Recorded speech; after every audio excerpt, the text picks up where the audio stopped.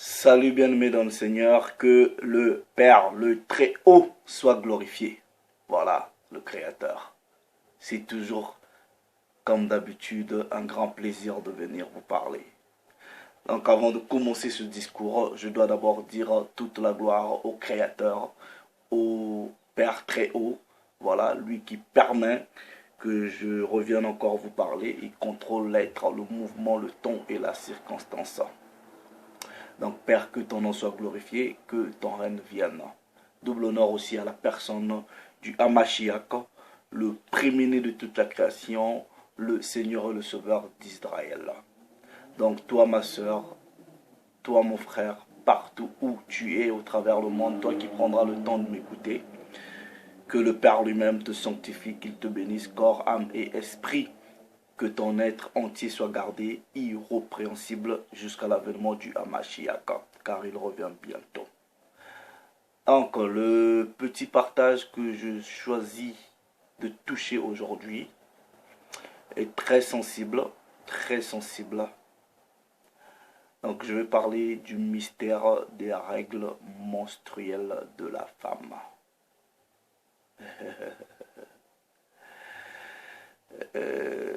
Bon, mes soeurs et même mes frères, ne venez pas me poser des questions sur ça là, parce que je ne sais pas. Voilà, je ne sais pas. Voilà. Et à toutes les personnes qui auront des questions sur ce sujet, humblement, je conseille à ce qu'ils aillent voir, en tout cas leur pasteur, leur prêtre, voilà, leur prophète.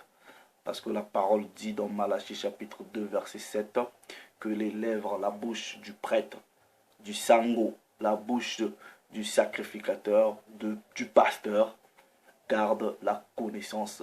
C'est à ses lèvres qu'on va apprendre les choses. Donc demandez un peu ce mystère-là. Ce que je vais faire, je vais juste essayer d'en parler pour vous faire réfléchir.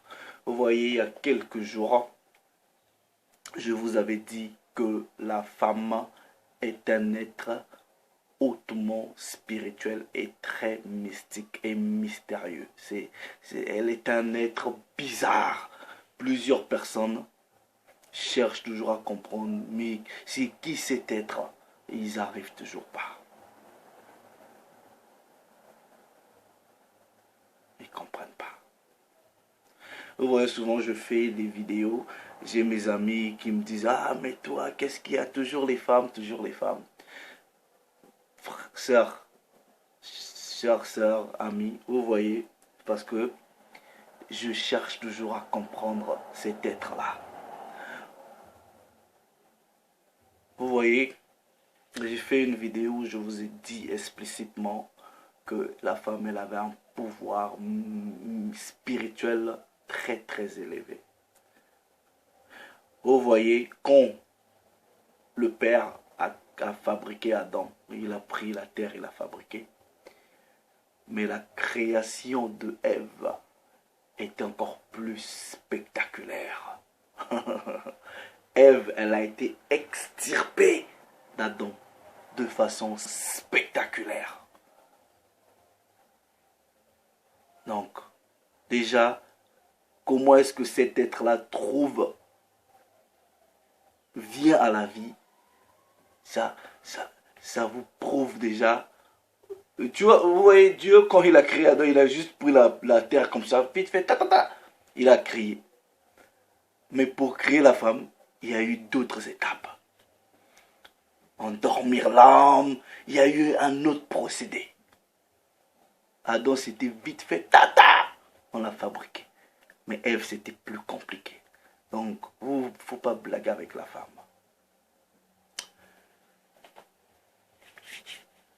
Vous voyez, dans la loi,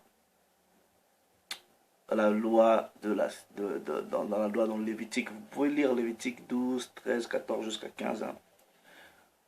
Quand une femme avait ses règles, elle devrait se séparer. Elle devrait se séparer. La parole dit qu'à à ce moment-là, elle devient impure. C'est quelle impureté? Corporelle, physique. Vous voyez, réfléchissez, je parle aux femmes. Vous êtes bien quand vous n'avez pas de règles, soi-disant bien. Mais vous savez pourquoi quand vous avez des règles, l'humeur change, vous sentez qu'il y a quelque chose qui ne va pas. Il se passe beaucoup de choses. Le médecin, le gynécologue, le scientifique va vous expliquer, ah, c'est ceci scientifiquement. Il ne va jamais vous expliquer spirituellement qu'est-ce qui se passe pendant ce moment-là. Il se passe beaucoup de choses, beaucoup de choses. Ah oui, pendant la période de la menstruation de la femme, il se passe beaucoup de choses. Pourquoi seulement la femme à qui, voilà, vous pensez que c'est une punition? Dieu décide, il a créé deux êtres. Il dit, voilà, toi là c'est seulement le sang chaque fin du mois. Bon, je dis chaque fin du mois, chaque mois. Vous pensez que c'est une punition? Vous pensez que c'est une punition? Le Père fait toutes choses dans la justesse. Il sait pourquoi. Pourquoi seulement la femme, on a donné les histoires de sang? Pourquoi? Vous voyez, cette histoire de menstruation-là est connectée à la réalité spirituelle. Il y a un âge, vous n'en avez pas. Vous commencez à en avoir. Au bout d'un moment, ça s'arrête. Vous rentrez dans la ménopause.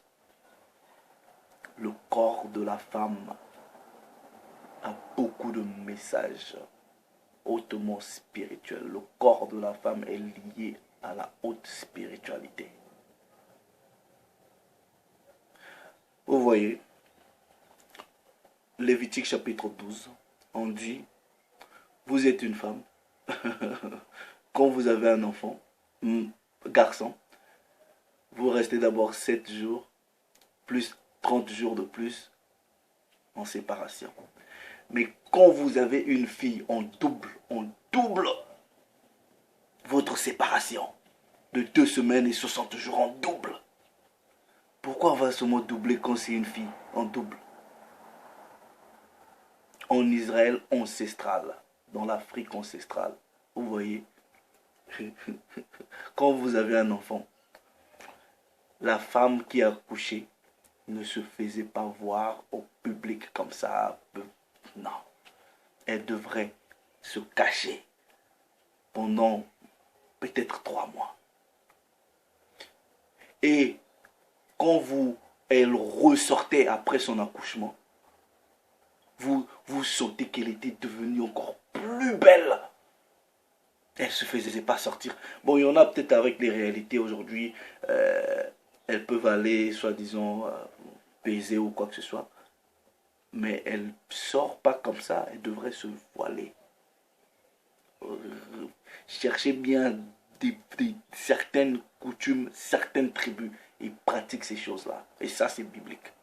Vous devrez vous cacher. Mais chez les Édomites ici, vous voyez, ici dans ces sociétés diaboliques, vous accouchez aujourd'hui, ok? Vous voyez la femme, le lendemain, elle a déjà la poussette avec l'enfant dehors en train de pousser. Oh, tu vas où? Oh, je vais, je sais pas quoi là. Oh, t'as eu un enfant, oui. Ah, c'est quand? Oh non, hier.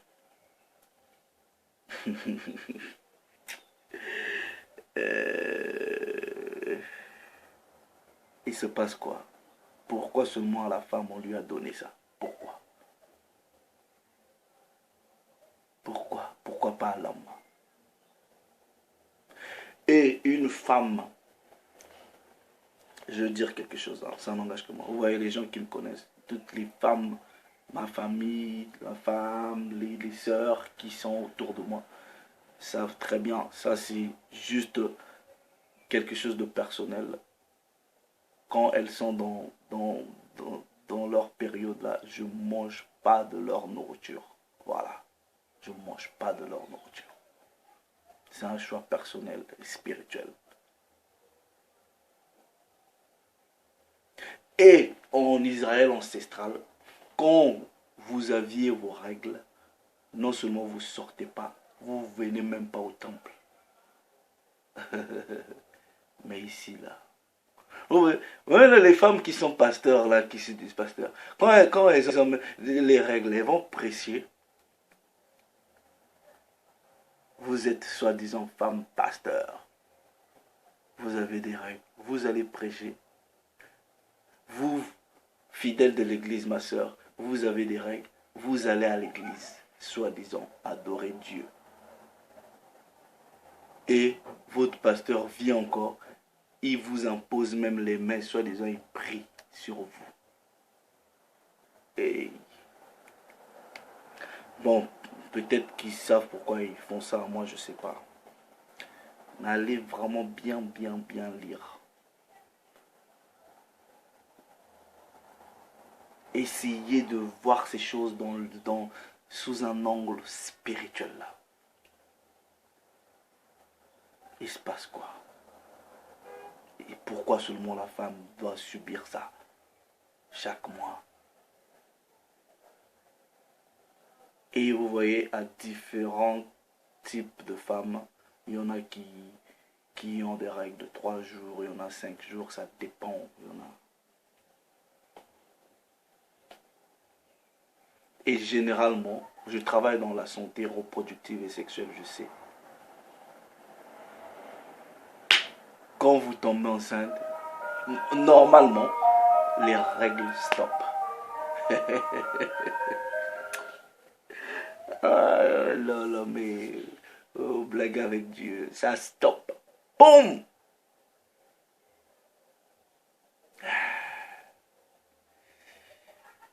Jusqu'à ce que vous accouchez. Après, ça reprend. Et quand vous atteignez la ménopause, ça stoppe. Bon, je suis encore en train d'étudier ça. Voilà, donc je ne peux pas trop dire des choses, mais je vous mets seulement sur la piste. Réfléchissez, allez réfléchir, allez rechercher. Il y a beaucoup de messages qui sont liés au cycle menstruel de la femme. Quand vous lisez très bien la Bible, vous observez la nature. Vous allez comprendre qu'est-ce qui se passe. Maintenant, on va vous expliquer une histoire dans la Bible, ok, où vous allez sentir une dimension, ok, de la haute spiritualité, ok, qui va se passer avec l'histoire de la femme qui avait une perte de sang de 12 ans. Pourquoi 12 ans? Pourquoi 12 ans?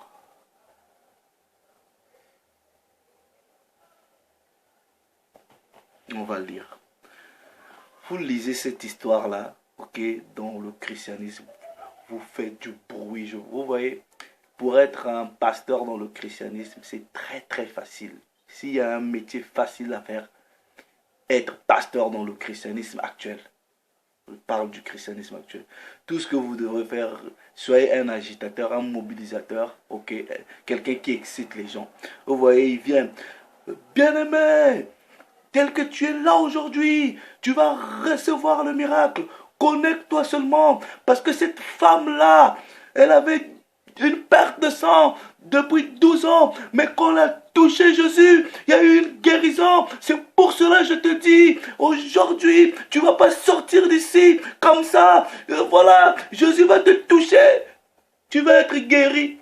Tout ce que tu as ramené, tu vas être guéri. Vous voyez, mes sœurs, qui seront là, amen, preach, c'est la vérité, preach. Quand elles entendent cet agitateur-là les exciter au mensonge, à la bonne aventure, voilà, il y en a qui vont commencer à pleurer.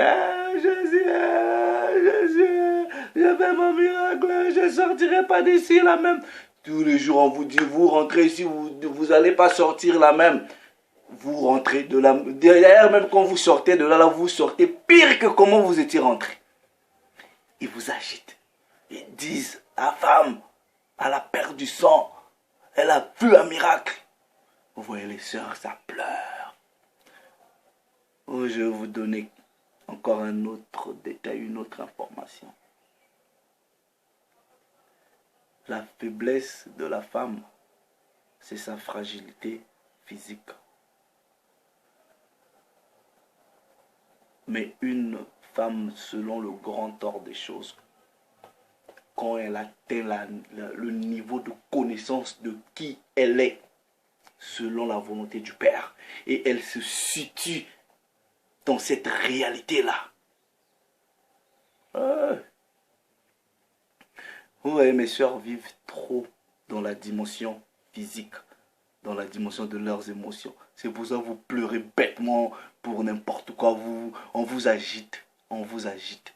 C'est pour cela les hommes, soi-disant, ces faux pasteurs-là, ne font qu'abuser de vous, à détruire vos mariages, vous faire n'importe quoi. Voilà. Parce que vous êtes trop charnel. Je vais lire un peu les Écritures pour vous expliquer qu'est-ce qui va se passer. Je pense que c'est dans... Bon, il y en a aussi dans Luc, mais je prends dans Marc, ok? Marc, chapitre 5. Maintenant, écoutez très bien ce qui va se passer ici, ok? Très très bien. Parce que ces détails-là, peut-être que vous avez déjà entendu, mais souvent, vous n'allez pas entendre ces détails. Ok? On va vous parler du miracle, mais on ne va pas vous expliquer l'enjeu spirituel de ce scénario-là. Ok? Verset 24. Marc chapitre 5, verset 24. Version de la Bible, second 19, 10. Là-bas, il est écrit. Jésus s'en alla avec lui. Et une grande foule le suivait et le pressait. Donc, il y avait une grande foule, on pressait, c'est-à-dire les gens étaient là, ça le touchait. Ah, Jésus, voilà, sauve-nous. Ah. Il marchait. Donc, plusieurs personnes le touchaient. Il était aussi accompagné de ses apôtres. Regardez. Verset 25. Or, il y avait une femme atteinte d'une perte de sang depuis 12 ans. 12 ans. Elle avait beaucoup souffert entre les mains de plusieurs médecins et elle avait dépensé tout ce qu'elle possédait. Et elle n'avait éprouvé aucun soulagement, mais était allée plutôt en empirant. Donc, vous voyez cette femme-là, elle avait marché, cherché la solution parce qu'elle avait un flux discontinu du sang, elle faisait que saigner. On dit 12 ans.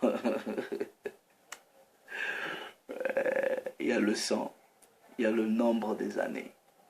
Et il y a la personne du Hamashiach. Encore un autre détail, ok? Regardez. Ayant entendu parler de Jésus, elle a entendu.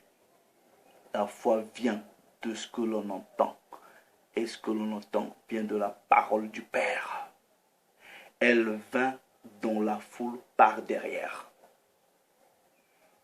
et toucha son vêtement. Elle a touché quoi? Son vêtement. Elle n'a pas touché le Mashiach. Ok? Mais vous allez comprendre que cette femme, elle était spirituellement élevée. Spirituellement élevée. Ok?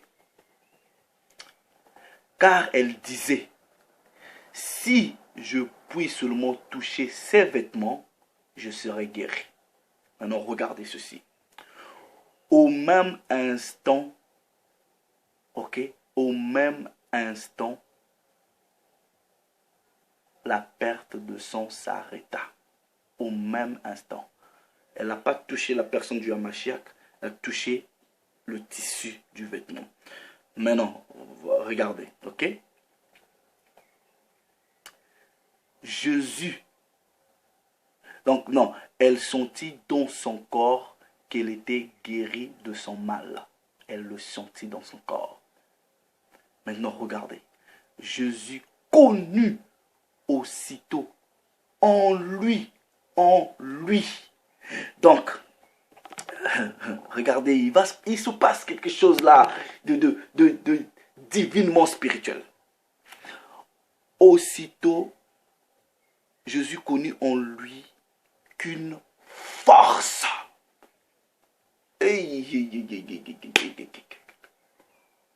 Donc,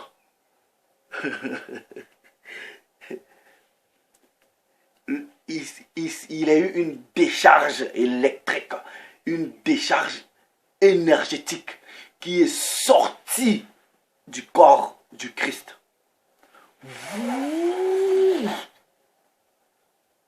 Le gars, il a senti, il s'est dit, non, non, non, non, non, il y a quelque chose ici qui s'est passé. On m'a extirpé quelque chose.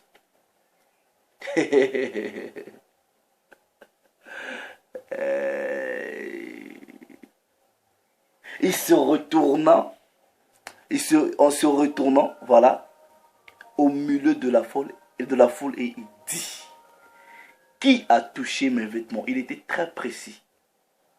Qui a touché mes vêtements? Ses disciples lui dirent, ah, mais toi aussi, regarde la foule, on nous presse, tout ça là, comment est-ce que tu peux nous demander qui t'a touché? Eux là, ils étaient aveugles, ils n'avaient pas l'œil spirituel, ils ne comprenaient pas ce qui se passait.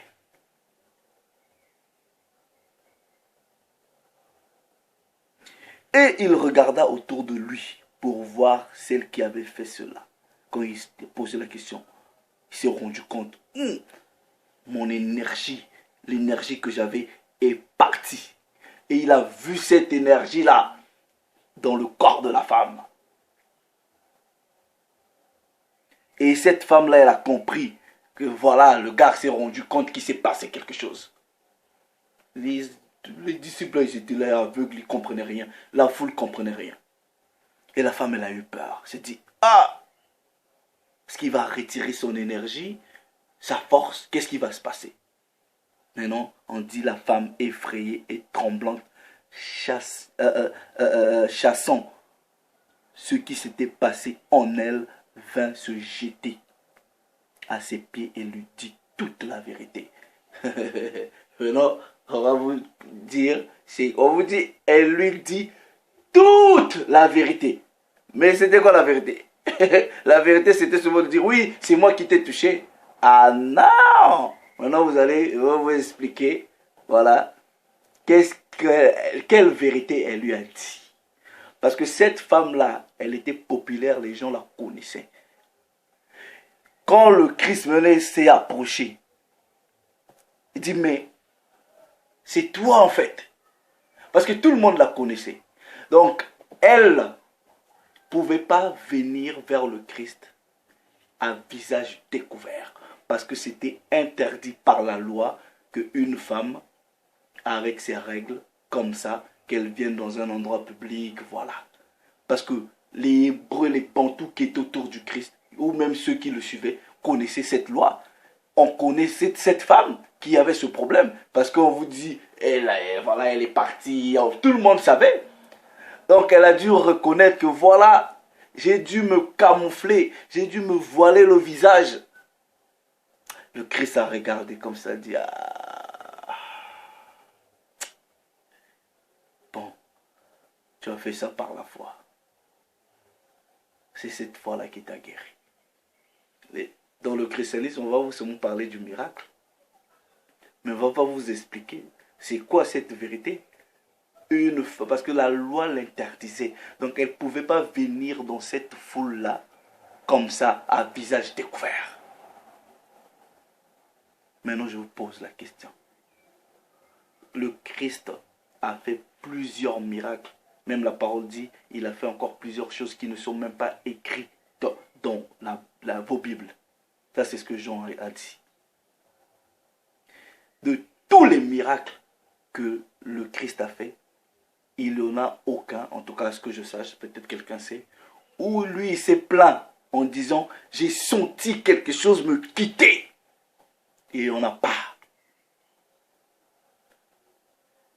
Mais pourquoi seulement au problème des, je ne sais pas si on peut dire ça règle, le problème des menstrues, le problème du sang de la femme, lui dit qu'il a senti une énergie qui est partie de lui. Il s'est retourné. Il dit, oh, Something is going on. Il y a quelque chose qui s'est passé. Pourquoi?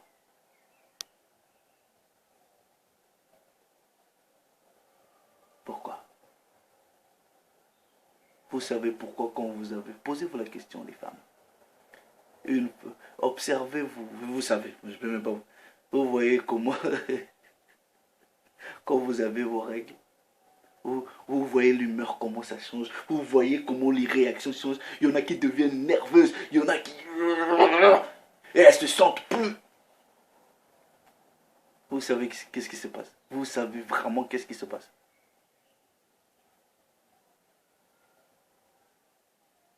Quand une femme, quand la parole dit, vous êtes impur. Oui, cette impureté-là, c'est peut-être un physique. Vous pensez que cette impureté-là, c'est spirituel. Vous pensez que vos humeurs la changent, vos histoires, vous savez quelle énergie vous captivez, vous savez qu'est-ce qui se passe. Les scientifiques viendront vous expliquer, non, c'est ça là, ils vous mentent. Ils peuvent vous expliquer des choses qui sont peut-être scientifiques, mais ils ne vont jamais vous expliquer des choses qui sont spirituelles. Il y a un mystère dans le cycle menstruel de la femme. Mystère. Et tout est bien calculé. Vous voyez, même pour tomber enceinte, tout est bien agencé. Vous pensez que vous tombez enceinte tout le long du mois? Non. Pourquoi seulement la femme? Pourquoi l'homme n'a pas ça? Vous savez pourquoi? Vous savez pourquoi l'homme n'a pas ça? Réfléchissez. Il y a encore peut-être des choses que j'ai peut-être pas envie de dire, mais bon, voilà. Il se passe quoi? Vous vous sentez comment? Il y en a qui... Voilà. Voilà. Mystère. Un seul vêtement touche comme ça. Le monsieur dit il y a une énergie qui est sortie de lui. Une énergie, une farce. Faut pas blaguer avec la femme. Hein. Et comme je vous ai dit, je suis en train toujours d'apprendre. Donc je demande maintenant à mes sœurs, expliquez un peu qu'est-ce qui se passe. Qu'est-ce qui se passe? Vous voyez dans la loi, il y a cette loi-là de séparation. Quand vous avez des règles, il y a des choses que vous ne pouvez pas faire. Bon, si je parle de ça, ceux qui sont dans le faux christianisme d'aujourd'hui là vont venir, vos pasteurs vont vous dire ah non, voilà, ça c'est comme nous chez nous les comment on dit bilokakala, makamakala. Donc arrêtez ces choses-là, ça c'est les anciens trucs. Quand ça les arrange pas, c'est les anciens trucs.